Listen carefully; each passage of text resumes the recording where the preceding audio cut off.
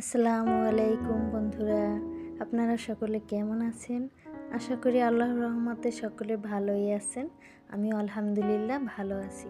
তো আজকে আমার বন্ধুদের সাথে কাতলা মাছ দিয়ে টমেটো আলু দিয়ে রান্না শেয়ার করব। প্রথমে কাতলা মাছটাকে নুন হলুদ দিয়ে মাখিয়ে ভেজে নিতে হবে। মাছটা হালকা ভেজে তারপরে আমি রান্না করব। মাছটা হালকা ভাজা দিয়ে রান্না করলে মাছটা অনেক মজা হয় খেতে। তো এই যে আমার মাছটা ভাজা শেষ। মাছটা ভেজে নেওয়ার পরে ওই কড়াইতেই আমি টমেটোটা ভেজে নেব। আর টমেটোটা কিন্তু আমি মাঝখানে শুধু ফালি দিয়েছি, মানে একটা টমেটো দুই টুকরো করেছি। টমেটোটা একবারে ছোটও না বড়ও না। তো এই টমেটো ভেজে নেওয়ার পরে আমি কড়াইতে আলু দিয়েছি এবং আলুতে একটু হলুদের গুঁড়া লবণ দিয়ে তারপর আমি কিছুক্ষণ ভেজে নেব। তো এই যে আমার ভাজা হয়ে গেছে আলুটা। এই আলুটা নামিয়ে তারপর আমি মশলা কষাবো। তো এইখানে আমি পেঁয়াজ, রসুন, আদা, জিরে, হলুদ গুঁড়ো, মরিচ গুঁড়ো সব দিয়ে আমি ভালোভাবে মশলাটা কষিয়ে নিলাম। আর মশলাটা কিন্তু ভালোভাবে কষিয়ে নিতে হবে। একটু লবণও দিয়ে নিলাম। মশলাটা যত কষাবে তত কিন্তু ভালো হবে এবং মশলার গন্ধ আসবে না তরকারি থেকে। তো মশলাটা ভালোভাবে কষানো হলে তেলটা উপরে উঠলে আমি আলু দিয়ে ভালোভাবে কষিয়ে নিব। তো এইভাবে কিছুক্ষণ ভালোভাবে কষানোর পরে তারপরে আমি পানি দিয়ে দেব, পরিমাণ মতো পানি দিয়ে দেব।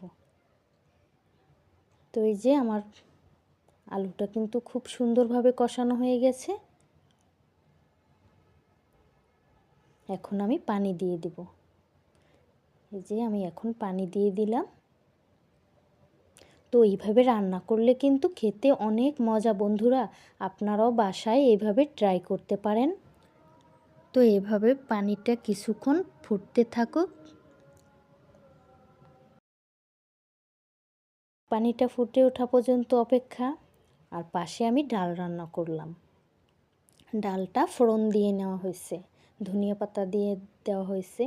তো এই যে পানিটা ফুটে উঠছে, এখন আমি একে একে ভাজা মাছের পিসগুলো দিয়ে নিতেছি। তো বন্ধুরা, আমার ভিডিওটা যদি আপনাদের কাছে ভালো লাগে তাহলে কিন্তু অবশ্যই লাইক করতে ভুলবেন না। আর যদি বেশি ভালো লেগে থাকে তাহলে কিন্তু সাবস্ক্রাইব করে অবশ্যই আমার পাশে থাকবেন। আর পাশের বেল আইকনটি প্রেস করে রাখবেন যাতে আমি ভিডিও ছাড়া মাত্র আপনাদের কাছে নোটিফিকেশন আকারে পৌঁছে যায়। তারপরে কিন্তু বন্ধুরা আমি টমেটোগুলো মাছের উপরে দিয়ে নিয়েছি। আর টমেটোটা তাহলে আর গলে যাবে না। এখন কিছুক্ষণ ঢাকনা দিয়ে ঢেকে রাখবো। এমনভাবে রান্না করতে হবে টমেটোটা যেন গলে না যায় আবার শক্তও না থাকে। এই যে এখন আমি ঢাকনা উঠিয়ে নেব, দেখব সেদ্ধ হয়েছে কিনা। তো এই যে কালারটা খুব সুন্দর আসছে, আর একটু হবে। তো আরও কিছুক্ষণ আমি জাল করে নিলাম। আর আমি ধনিয়া পাতা ধুয়ে বেছে তারপরে কুটে নিয়েছি। আর এই যে এখন আমি ধনিয়া পাতা দিয়ে নিচ্ছি।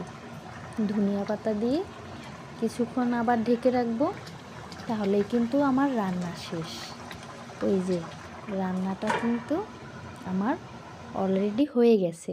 তো বন্ধুরা কমেন্টে জানাতে ভুলবেন না আমার রান্নাটা কেমন হয়েছে। দেখুন তো মাছটা, এই কাতলা মাছের রেসিপিটা দেখতেও যেমন সুন্দর হয়েছে, খেতেও কিন্তু দারুণ হয়েছে বন্ধুরা। দেখা হবে অন্য কোনো রান্নার ভিডিও নিয়ে। আজকের মতো এখানেই, সবাইকে আল্লাহ হাফেজ।